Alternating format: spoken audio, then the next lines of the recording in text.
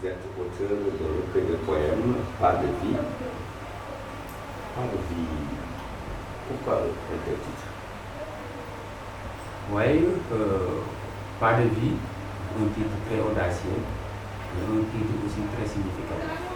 Depuis sa parution, les gens n'ont pas cessé de nous interpeller sur le choix de titre. Mais Pas de vie, donc pour parler à deux niveaux. D'abord, Pas de vie, pour prendre la parole à ceux qui peinent à vivre, c'est-à-dire ceux qui souffrent dans la vie.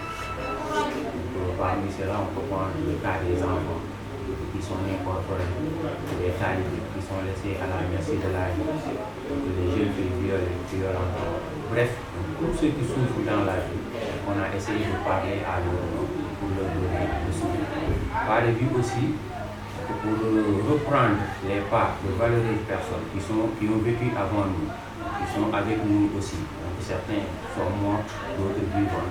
On a essayé simplement de reprendre leur vie pour en servir, pour en faire le modèle.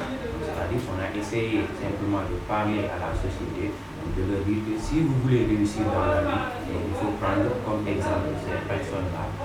Parce que si quelque chose est fait, j'espère que personne n'aurait pu le voir ou bien vous pouvez le dire par exemple. Vous allez porter la parole de ces sans-voix, Pas de vie finalement, le poème, mais aussi le poème destiné à nos écritures ou tout simplement à la société. Oui, Pas de vie donc, est destiné à toute la société parce que l'écrivain il s'engage à écrire. Donc, il doit dire juste comme c'est souligné dans le livre. Il doit avoir ce qu'on appelle de la main du sujet. Donc de ce fait, on ne peut pas dire que Pas de vie cible telle ou telle couche de la société. Donc en quelque sorte, Pas de vie parle à tout le monde. Parce que c'est simplement un moyen de sensibiliser la population pour un changement de comportement.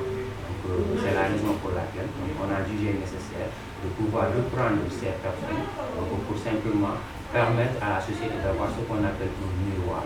Donc, Pas de vie parle à tout le monde, aux enfants, aux femmes, aux personnes âgées, bref, tout le monde, toute la société. Pas de vie, peut-être ce n'est pas la négation, il n'y a pas de vie, il doit pouvoir signifier qu'il n'y a pas de vie, mais ça peut aussi être interprété comme un jalon dans la vie. Oui, Pas de vie, une négation. Pas de vie aussi comme jalon dans la vie. Donc les deux sens peuvent se rapprocher. Pas de vie, négation. Parce que ceux qui peinent à vivre, donc eux, on peut dire qu'ils n'ont pas de vie. Parce que la vie, comme on dit, inclut trois choses. Il y a ce qu'on appelle la fonction de reproduction, la fonction de nutrition, mais aussi la fonction de relation.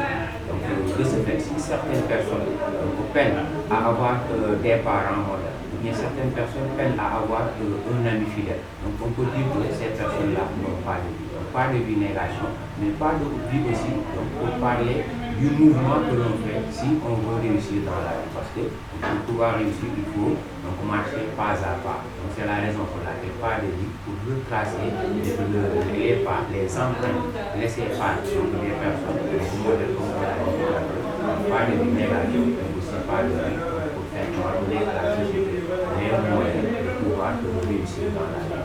Si on revient toujours au recueil, présentez-nous un peu le recueil. Bon, le recueil, c'est très simple. Comme c'est une première, on a jugé nécessaire d'étoffer les pages. Donc c'est la raison pour laquelle, hormis la préface, hormis les remerciements et autres, donc on a jugé nécessaire de regrouper 23 poèmes, donc divisés en deux parties. La première partie, donc, on l'a titré de tous les âges, la seconde partie, les hommages. Donc, comme on l'a dit tout à l'heure, on a une société qui a un problème de temps. Les gens n'ont plus le temps de lire, donc raison pour laquelle on a jugé nécessaire de leur servir quelque chose de très simple. Donc c'est 23 points à l'intérieur, plus les autres pages qui fait 32. Maintenant, on va s'intéresser à l'auteur, parlez-nous un peu de votre parcours.